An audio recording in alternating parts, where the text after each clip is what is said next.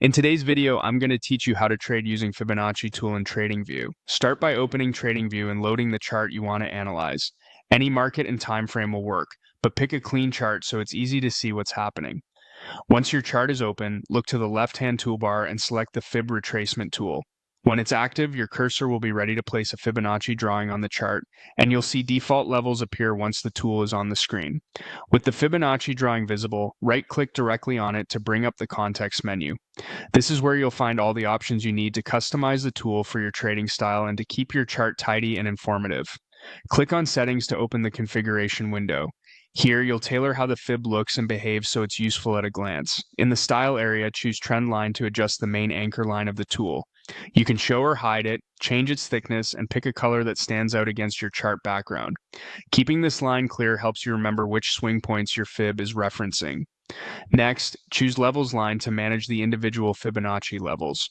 Turn specific levels on or off, adjust their thickness, and add price labels or percentages so you can read levels quickly without hovering.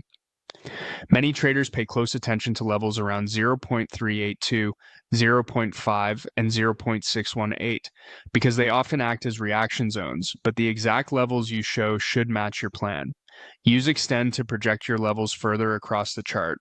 Extending to the right lets you see potential reaction areas ahead of current price, which is handy for planning. Extending to the left can help when you zoom out and still want context.